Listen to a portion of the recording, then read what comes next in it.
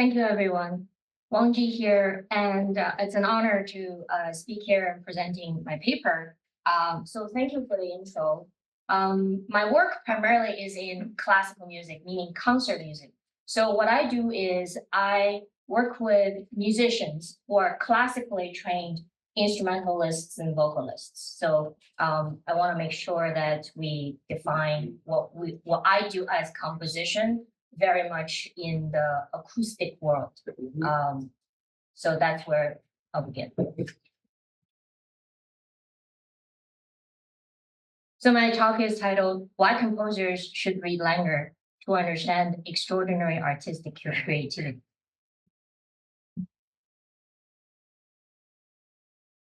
At best, human thought is but a tiny grammar-bound island in the midst of a sea of feeling expressed by oh and sheer babble. The island has a periphery, perhaps of mud, factual and hypothetical concepts broken down by the emotional tides into the material mood, a mixture of meaning and nonsense. Most of us live in the better part of our lives on this mud flat, but in the artistic moods, we take to the deep, where we flounder about with symptomatic cries about something that sounds like propositions about life and death, about good and evil, substance, beauty, and other non-existent topics. Since I come from the sea, I hope you'll excuse me if I start to sound like a sailor. Only a few years ago, I was a working composer writing a dissertation at NYU. By the time I completed my PhD in theory and composition, I had published a total of 45 works circulating in public, including 10 symphonies and 4 operas. Not one to forget about the sea. I fought from inside academia, where the norm was publishing books and articles with footnotes. And I fought to maintain my idea of a working composer, which involved a sustained public performance of my music, a steady stream of commissions, regular appearances at musical organizations, and I founded a music festival dedicated to teaching composition, not pretending that Langer doesn't exist.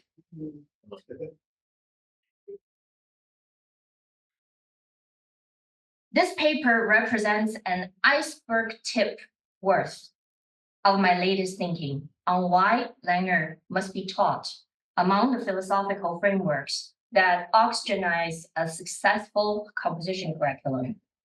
It's not the only step, but it is a ready step I can take to reverse the troubling consequences of a kind of climate change in music aesthetics since the turn of the 20th century. One of these consequences, as I try to see it from both sides, is an invisible Berlin Wall between practicing composition as a significant art form and teaching theory and composition in music schools. There is an important distinction between the way I, the composer, thinks about my creative process and the way scholars and critics thinks about the composer's creative process. The parameter of my paper is set within a discussion of extraordinary artistic creativity, the way it happens to me and within me and becomes me. It's about the forces that lead to my compositions as I understand them, and those forces that require me to gaze at certain kind of scientific processes and philosophical ones. My inquiry is not about aesthetics. Rather, extraordinary creativity is a specific kind of process that seems to exist beyond the reach of a reasonable thinking mind. Mikhail Csikszentmihalyi popularized the idea of the flow state. In a nutshell, maybe. I went to the University of Chicago, so that's how you pronounce it. His name is Csikszentmihalyi. Csikszentmihalyi. Csikszentmihalyi. It's 100% Michael. I practiced this last night before I went to bed. It's a cautionary tale. Don't do this before you fall asleep. Okay. In a nutshell, maybe. Some are happy to settle with the words such as gift, talent, genius. For me, there's more to be said about the actual creative practice in classical music. And that's why I'm here. Zadie Smith wrote, God knows, writers are quite deluded about the nature of their own talent. But writers do have a different kind of knowledge than either professors or critics. Occasionally, it's worth listening to. The insight of a practitioner is, for better or worse, unique. My discussion is centered on extraordinary creativity in music composition. It's a form of gifting where the most accomplished among us are expected to fail majority of the time. The task at hand is the arrangements, assembly of tones, sounds through impeccable technique and execution. And then extraordinary creativity may or may not happen at this point of the process. When it happens, the work rises to a condition that resembles life forms. Those sentient works, sometimes from the past, seem to time travel to inform us of what it means to be a human being. And in my case, how it was that a few notes strung together by Mozart reached a Shanghai schoolgirl hundreds of years later and gave me the will to live. I keep thinking about, and that's why I wake up every morning. Something in the music itself made me wonder, what is it about being humans that when our eyes say, you look different, you are different, our ears say, we have the same kind of body, we are the same. Here's Zadie once more. Fact is, to tell the truth of your own conception, given the nature of our mediated world, given the shared and ambivalent nature of language, given the elusive, deceitful, deluded nature of the self, truly takes a genius, truly demands of its creator a breed of aesthetic and ethical integrity that makes one's eyes water just thinking about it. But there's no reason to cry, she says. If that's true that first-rate novels are rare, it's also true that what we call the literary canon is really the history of the second rate, the legacy of honorable failures. Zadie is right about all of it, and I'll never stop crying out of the sheer exhaustion in this quest. But I have Langer on my side, and I hope to show by the end of this paper that this so-called extraordinary creative state can be magnified to show a feeling process during a relentless revision practice. And today, I still wonder, what was I revising? With that in mind, I'd like to explore the difference between ordinary creativity and what I call extraordinary creativity. The main reason for having a brain is to coordinate movement. Sight, sound, and other sensory information is brought together. Muscles are controlled to produce coordinated movements of the body in response to perception, to achieve the goals of the organism. For example, eating, not getting eaten.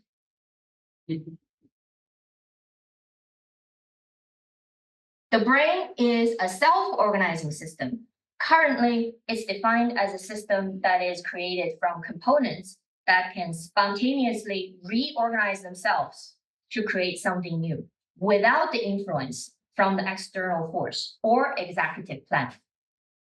There's a paper right there, but I'm not going to get into it.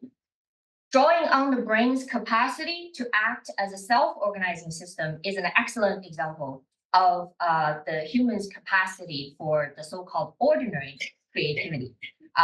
such as sequential speech. If I'm having a conversation with you, I'm actually improvising words as I go. However, we also have an active unconscious mental life, a process that we run in the background during waking hours and dream states. What is considered extraordinary creativity occurs rarely for me. I cannot summon it. I can only have a hunch about how it happens. And just like everybody else, I spend most of my time in ordinary creativity.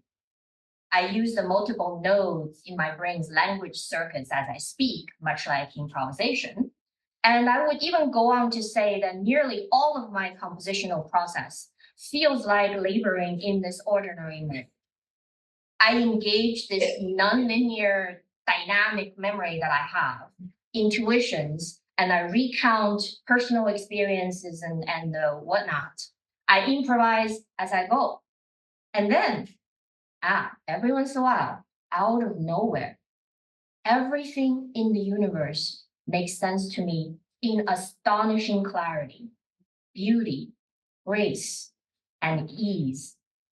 I feel the excitement of holding the greatest secret, as if I were touching the feet of an angel. Sometimes I hear a new symphony in my head, and when the traffic is bad, I hear a new opera.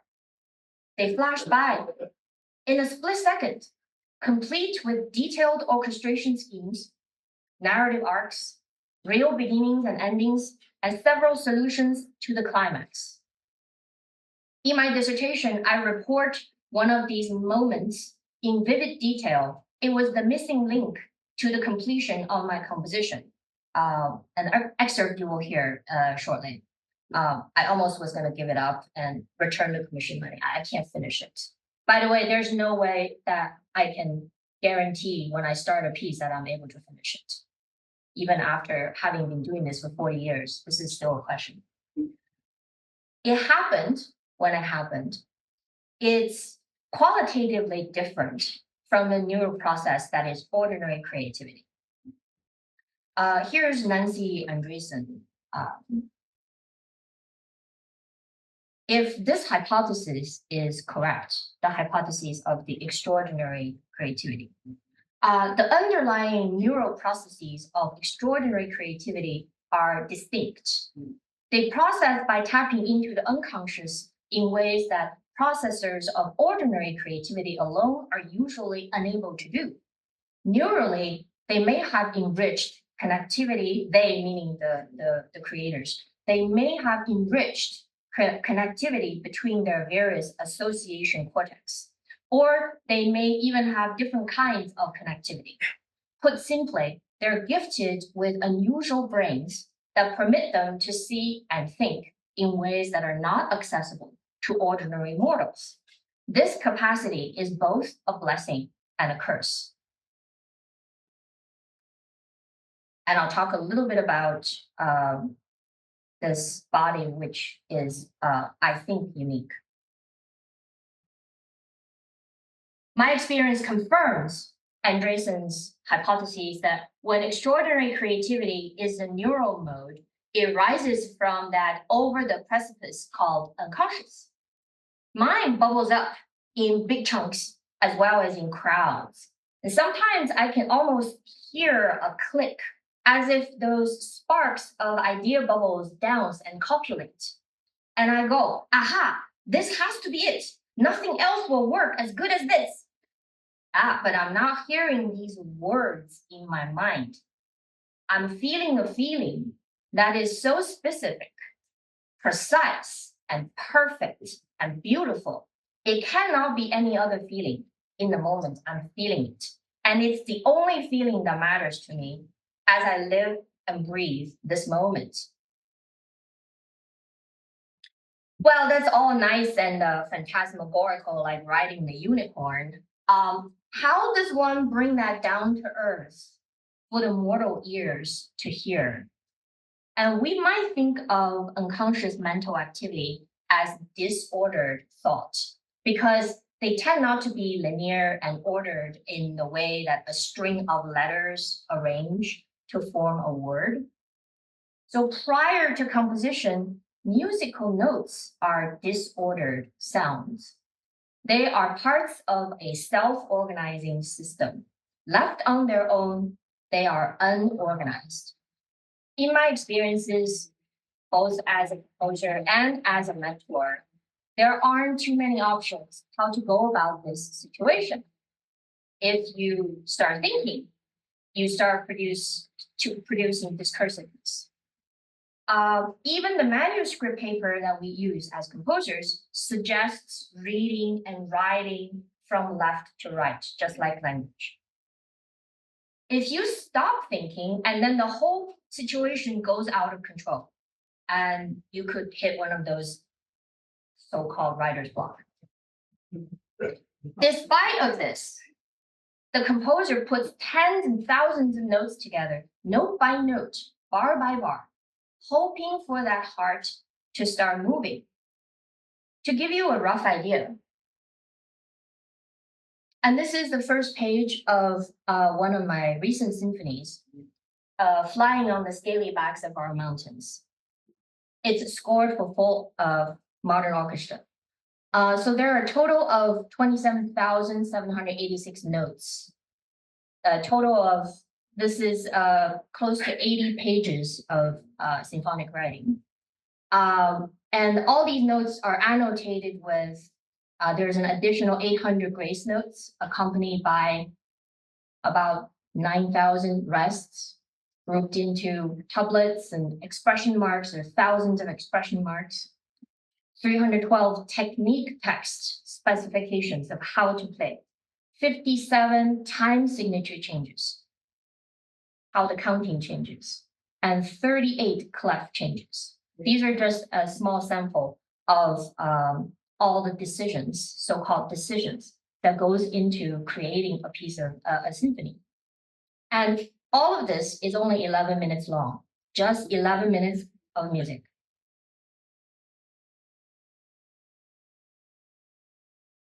For 80 musicians on stage.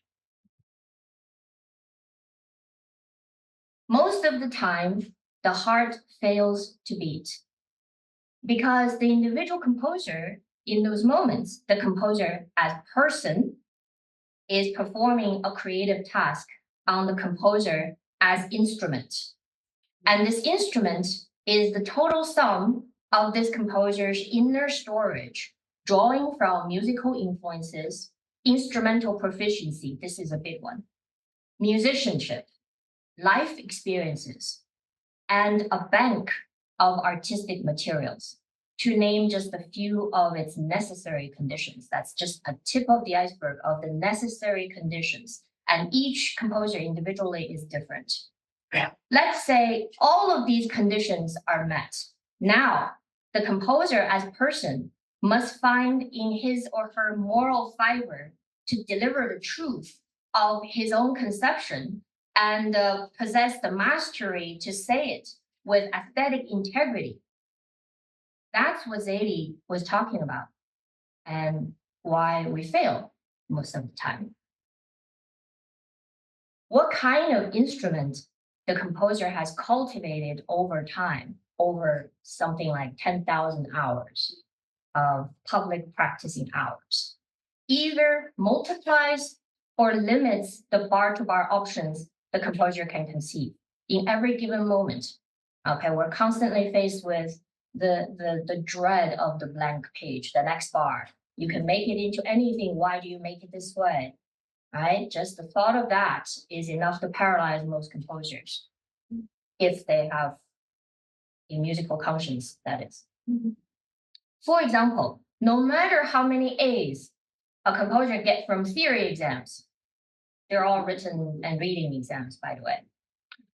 If the composer cannot actually hear that a parallel eighth is a problem in voice leading textures, she or he will likely not be very fussy about the creative integrity in his or her own compositions in the voice leading writing.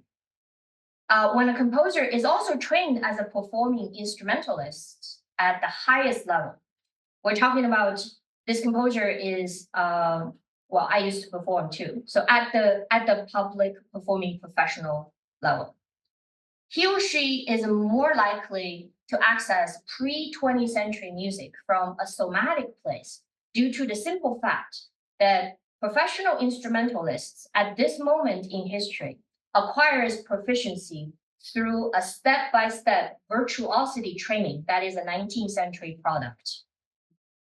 These performance expertise lives in the composer's body. All the muscles are involved. Outside prompt is a part of it, and it helps from time to time.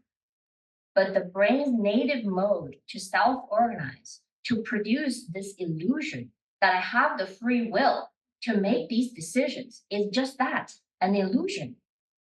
Every bar in my symphony shows what I left in, or the I with the quote, what I, the instrument, left in.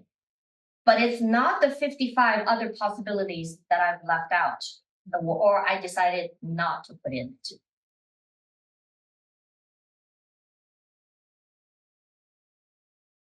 That said, I've also grappled with the feeling that I'm wired differently from most people, that my instrument is unique. There is an ocean separating the composers who hear a musical note, and the note is just a sound they describe in textbooks, like a frequency of vibration. Somewhere in the ocean where I live, say, play the note E flat. There's a note. Several cognitions taking place simultaneously. I would need to look it up. What is the frequency? Because I don't remember those things. E flat is, but that's not important to me because I have perfect pitch. So the note is like a family member. It's like a piece of fiber of my muscle, but with a name, with a history that is unique to me. The first few compositions I hear in E flat major that I loved and memorized is gonna be that foundation, right? And it's like hearing also a distant voice. It does say something. It does say E flat. And attached is also a color that is between orange and blue. It also tastes cherry-like with this fruity sweetness. It's out of this world because this cherry is half orange and half blue. And I can only get this combination of senses from E flat. F tastes like cucumber. F, it's always, do we have cucumber today? And A doesn't taste like anything, but it always sounds green to me. Just to give you a few examples of the way my senses process the stimuli, the external stimuli. My conscious mind is full of these moods and modes with each musical note. So when the note sounds in my mind from a violin, let's say, it is imbued with the life force of my favorite violinist, who happens to be my friend, Cindy Wu. How she would play this note is different from any other violinist in the world, right? Because E flat is a living thing, and it has relationships with so many other notes. You see 88 right here. I do my best to listen to what it wants to tell me. So I try to hear where it wants to go, right? Here's an E flat. There's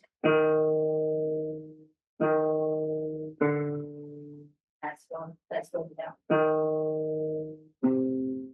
Kind of going down. Ooh, that's very different.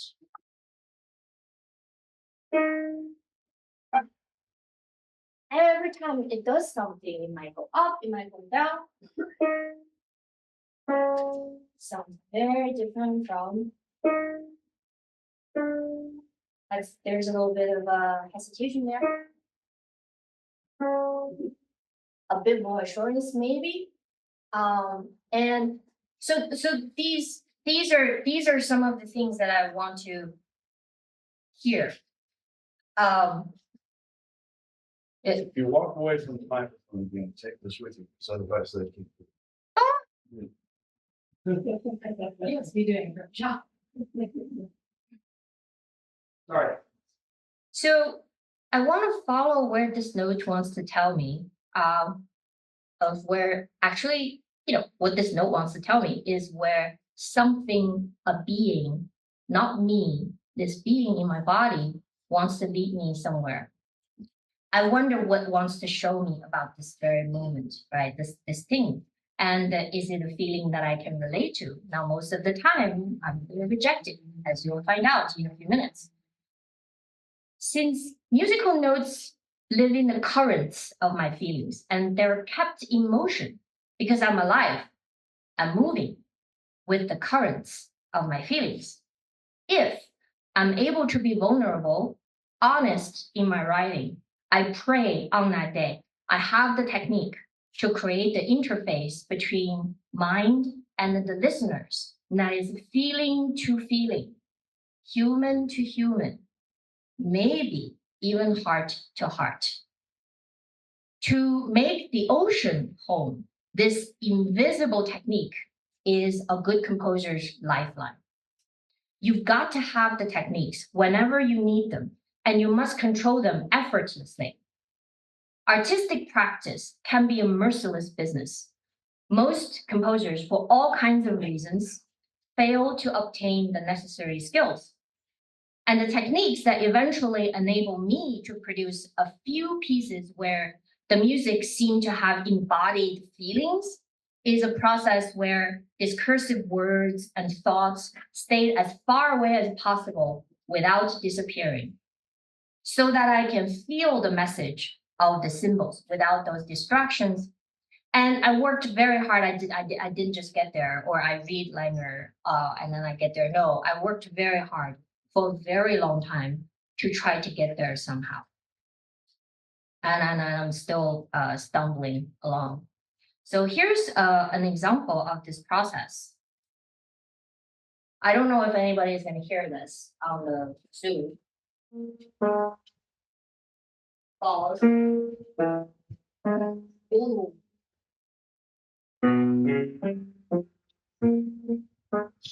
So that was the initial idea, and I didn't like it. Oh, it's not. Okay, so here's and this moment occurs almost like the moment beyond the rib cage for the piece. So it's something that's important enough. I have to stay with it and really get it right. So initial idea. I think this called tritone. It's a little too eager. And another tritone is too sharp. So trash can. Next one. Next one. I changed the note. I transposed it because I didn't like the color. Maybe I was trying it. I like that better, but it was too close to the Isles of Dogs motive. You guys see that movie? It came out. And then I thought it's too obvious. It's too much of a cliche. So abort, trash can one more time. Okay.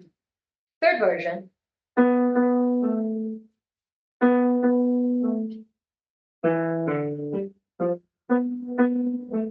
I like the repetition, the restatement. It might need some harmonic support, I thought, but one more of those sharp tritones that it just doesn't feel right. So trash can, one more time. Fourth version.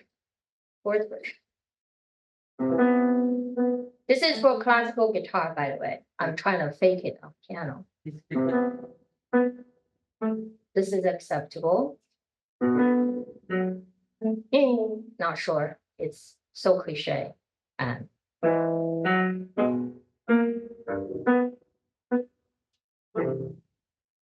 I thought, hey, yeah, this might not be good, and this just sounds too chordy, too many chords, right? And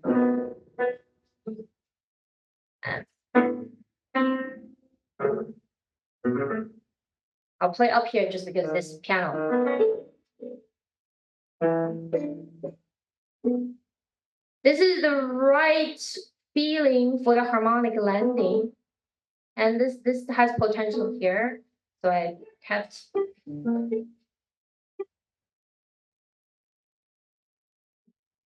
Again, there's too many chords. It just weighs it down for me. So I didn't like it. So trash can, one more time. Fifth version.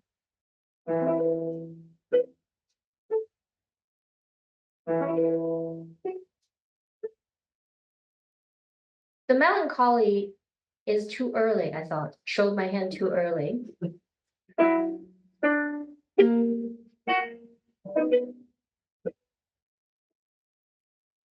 This I like. This I like, but the lead up to it. I didn't like that as much. This might be a keeper, I thought. Now, the chord on the downbeat is meaningful, but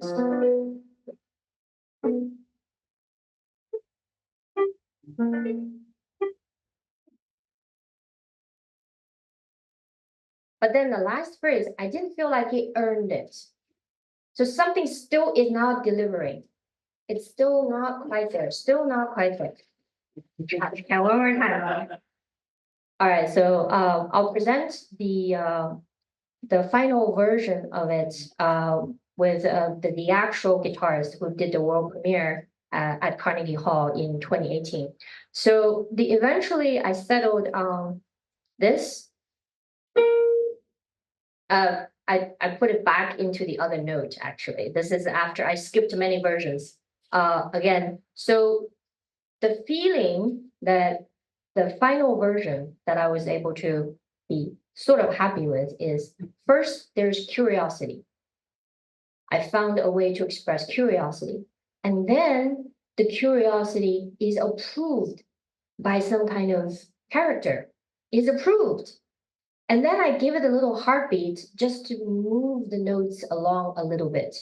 And wow, it's so wonderful to have the curiosity answered. And by the heartbeat, by the way, and confirm it's the protagonist's heartbeat. The heartbeat then ties into the rest of the piece. The protagonist has a heartbeat. And then the second phrase, it explores because it feels safe to explore, because the curiosity is confirmed and answered by like an imaginary character. And the exploration feels safe and warm.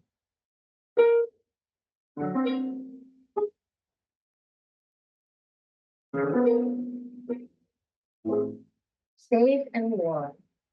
And I remember the wonderful feeling of answered curiosity, like your curiosity is okay.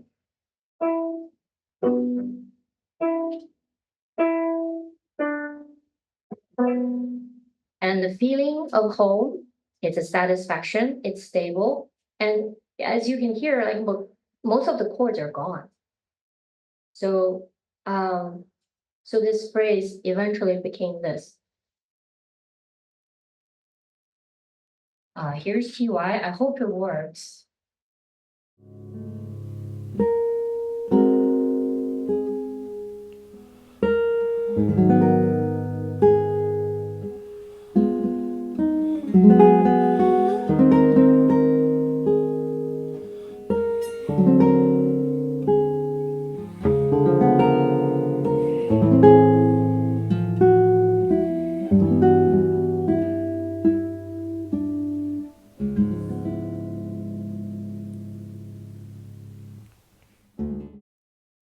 In terms of the artistic material of this excerpt, I try to express the feelings with as few notes as possible. I try to connect my creative practice to not just the music from the Western 20th century and onward, but the totality of music history from all times and all cultures. I embrace all of music history not because history reviews what has already happened in the past, history is also our pathway to a kind of primal instinct in music. If we're so lucky to have good ears, history is key to unlock a creative terrain that is pre-verbal, where feelings roam in absolute freedom. It's absolute freedom because this spacious place, like the ocean, suffers minimal interference from the linguistic discursive impulses. Try and stop me from going on and on about this metaphor. Let us be reminded that the Earth is about the ocean. 70% of our planet is the ocean. We are land-bound creatures. We're only beginning to understand the ruler of the ocean, such as the cetaceans, the whales, and the dolphins.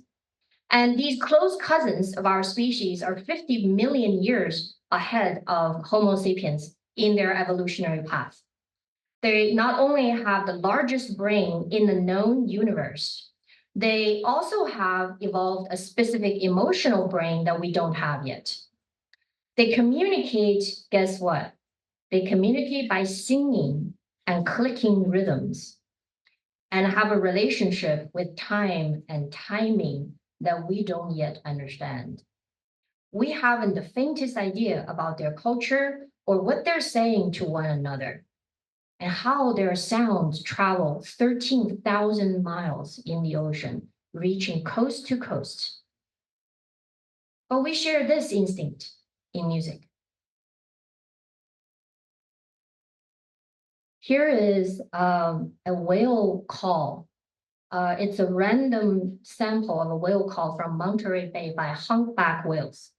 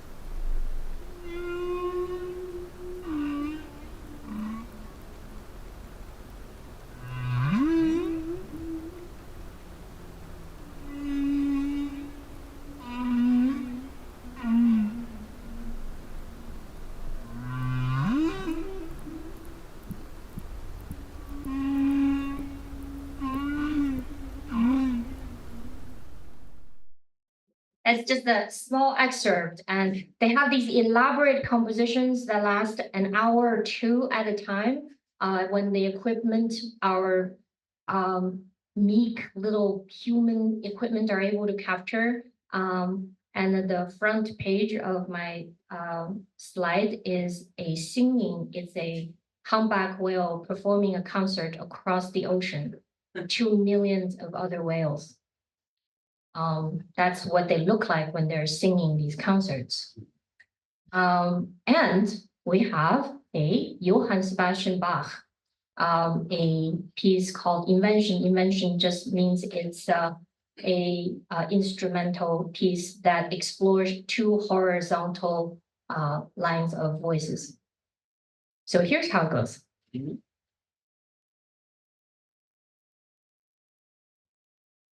Just like the whale song, first one.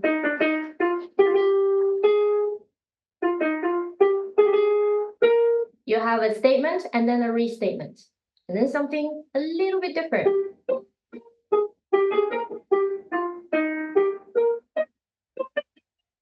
And then it comes back in a different place.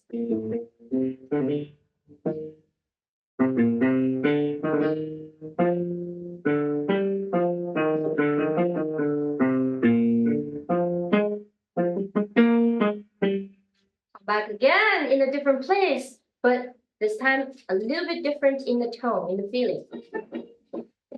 Oh.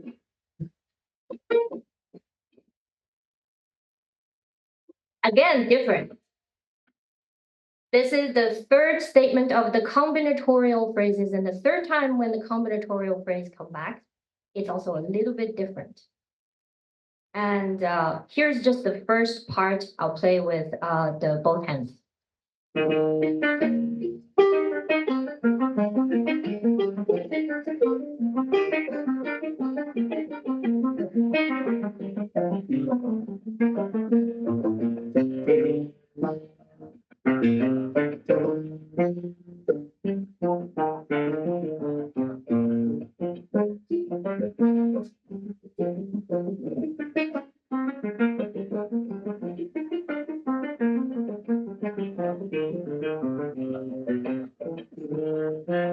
It goes on and on and on, unfolding this network of patterns.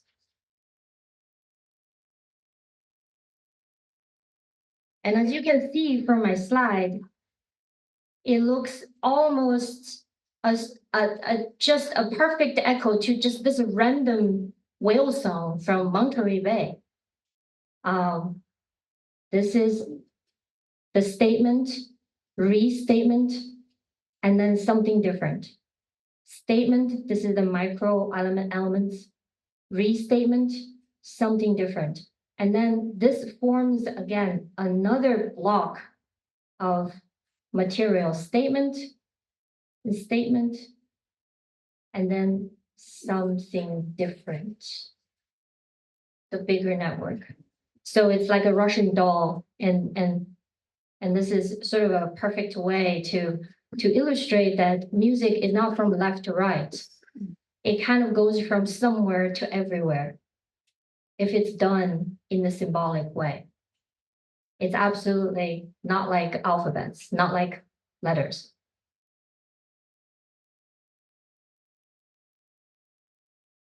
Statement, restatement, something different is a lesson in symbolic behavior. Restatement is key. Abstract sounds strung next to each other without restatement of any kind violates the first law of symbolic behavior. It violates the law of symbols because, in part, the brain is a predicting machine. It seeks patterns whether or not we're conscious of it.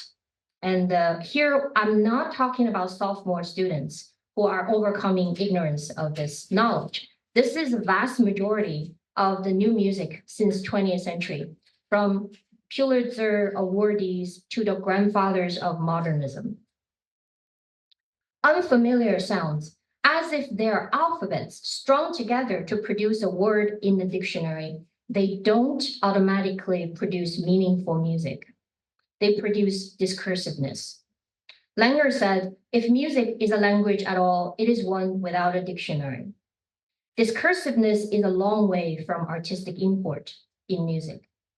Stravinsky also said that music is incapable of expressing anything other than itself.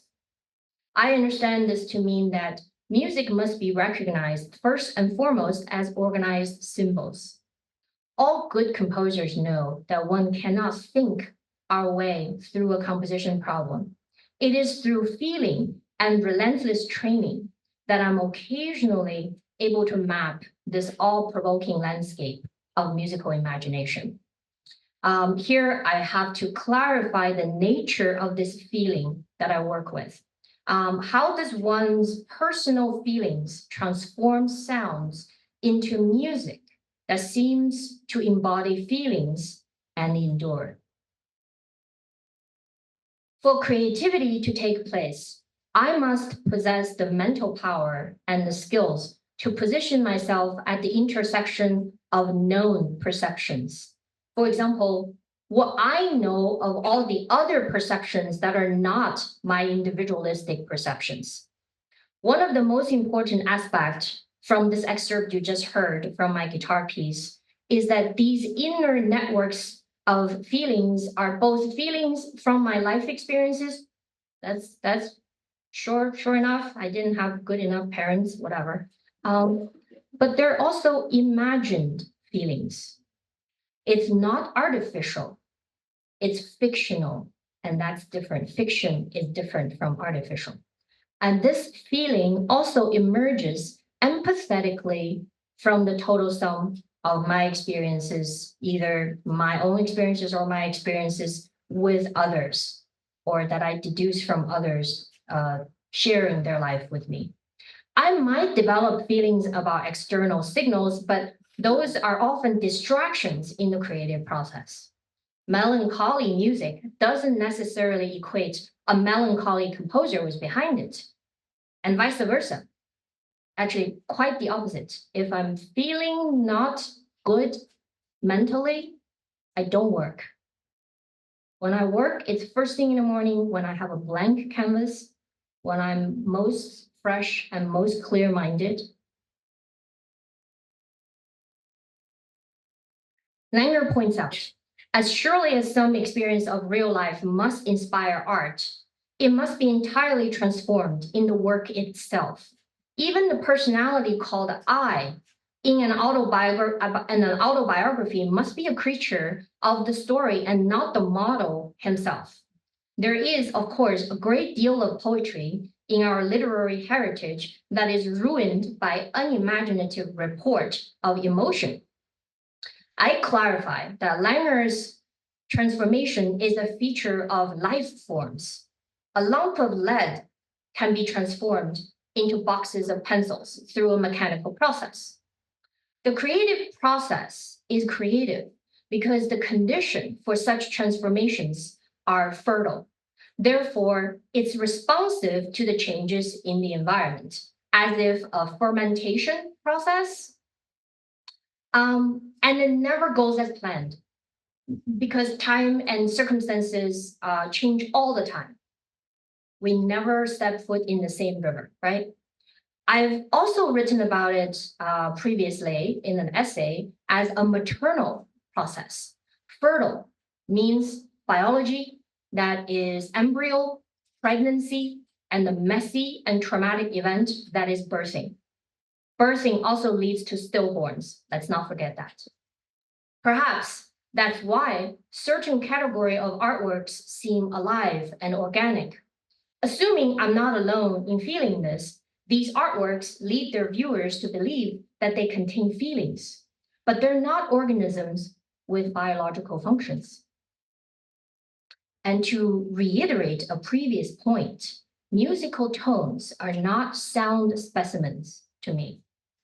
Langer explains sound as a sheer sensory factor in experience may be soothing or exciting, pleasing, or torturing, but so are the factors of taste, smell, and touch.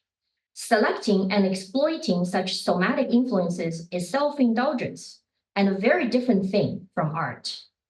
Sound, unquote. Sound in inanimate artistic, it's the inanimate artistic material, requires a feeling human being to possess the near miracle skills, to not just put them together, but to compose a kind of breath, an integrated form of motion, suggesting the presence of feelings moving through with the artwork. Music moves to move audiences. And to move audiences, the composer needs something other than the right notes, the right sounds, or the complete knowledge of emotions. You get to the double bar line, you hear it in the world premiere, the piece smells like music, sounds like music, and maybe even at times contain a few memorable moments. Words don't get us there. Sounds don't get us there. Knowledge doesn't get us there. If you know this, how would you teach? How would you mentor young composers in music schools? Time and again, I see student composers submit manuscripts full of wordy instructions of what these measures might sound like this or that before there are even musical notations. They might as well be notating with words. What's even more baffling is that some academic programs have required the composers, some very Ivy League ones, have required their composers to attach a matching theory analysis to the composition they create. But which one was created first, the theory or the composition? The modern academic institutions have been a nursery and a safe harbor for composers over the last half a century. Now, having limited representation in public-facing institutions such as modern symphony orchestra, that's a bad problem for composers. The worst problem is that the academic environment propels composer theorists to claim that the art of composition can be taught by music theory. That if we find something teachable to teach, such as the assembly process in music theory course, composers and theorists alike recruit these works that elicit a certain kind of an architectural investigation. They take them apart, label them. I did that too. Take them apart, label them with Roman numerals or grown-up words like best normal order. And then the students could learn to assemble, measure, calculate, and fill the pages with music notes full of architectural sophistication and the blueprints of one note-producing machine after another. These mechanical processes make so much sense to teach because they're teachable, and the students believe it. Except it hasn't worked. The public's apprehension of living composers' work is ever so obvious. The biggest wealth in classical music is the living body of musicians and their highly accomplished musicianship. Yet, vast majority of musicians lack interest for new music and have found the process generally unrewarding. I want to ask, what happens to composition programs in universities on the day there's no more demand for living composers' work in public? Music theory curriculum helps to establish the composer to the way to help establish a theoretical foundation that is discursive by nature, but it's not designed to introduce the composers to the way symbols behave, which are important to create works of art. Those significant forms of meaning, truth and beauty, rigor and sophistication, substance over style, etc., etc. These are philosophical inquiries that lays the groundwork only to strengthen the theoretical studies. Just as lexiconic alphabets spell into words and words enable me to deliver this paper, the alphabets of musical symbols consists of feelings. I propose, in addition to raising our composers through the traditional theory and analysis curriculum, to connect music to our biology, to connect with each other through music.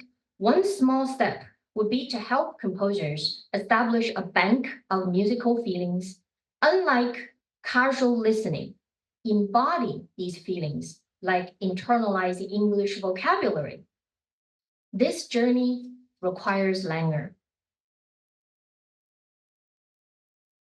I conclude my talk today with an exciting analogy from the eminent neuroscientist Rodolfo Ináz.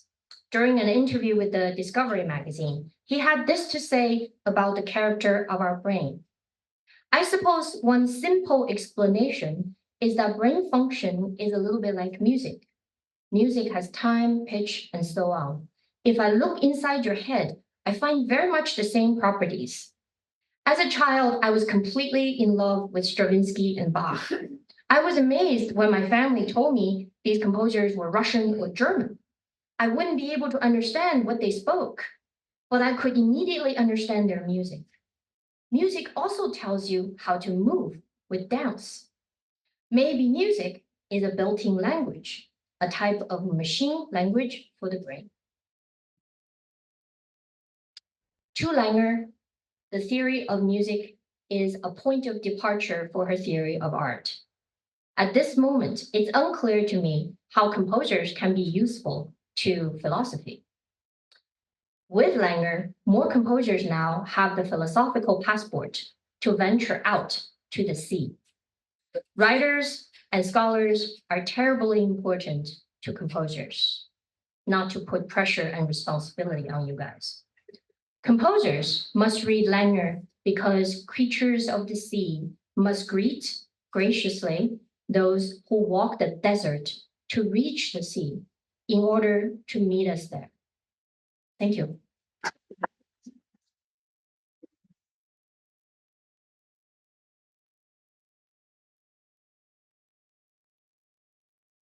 Questions? How about playing more music? Come on. Looks fabulous.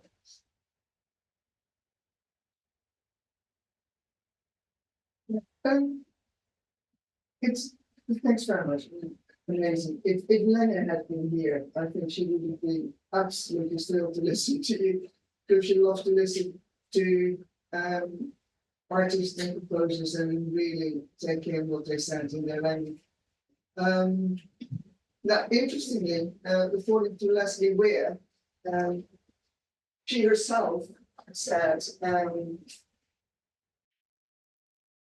that she was hesitant or even discouraged artists from reading her work because she didn't want to make them self-conscious and because she was very aware that the artistic process is very different from the philosophical reflection on it. Yeah, let me leave it by that. And then, how would you respond to that? The short answer is that every artist has their own individual, I guess, individual process. I've always been a curious mind. I've always been fascinated by philosophy. And I have found philosophy to be immensely anchoring in my moments of doubts. I could always count on, my first reading of Aristotle, how music has this spiritual power to transport mortals to the divine, and then to this day, when I show people what classical music really means to people, I'm still evoking Aristotle. And I find philosophy in all my artistic life, not in my personal life, but artistic life. It has always been something. It's like a maternal bed of some kind that's always going to be there. I can always find comfort in philosophical discourse.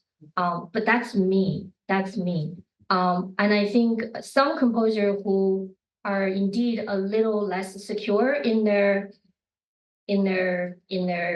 practice, and everyone has our own timing. This is not a judgment of any other composer. They might feel that, I'm not ready to have this discipline to interfere with my process. And some composers never need philosophy, and that's beyond my comprehension, but that's me.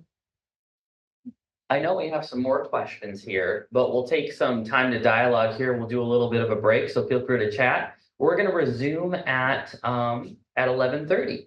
Well, Or maybe 11:34. yeah, sure. Run just a little long. No problem. Feel free to chat for a little bit and take a little break. Thank you so much. Thank you.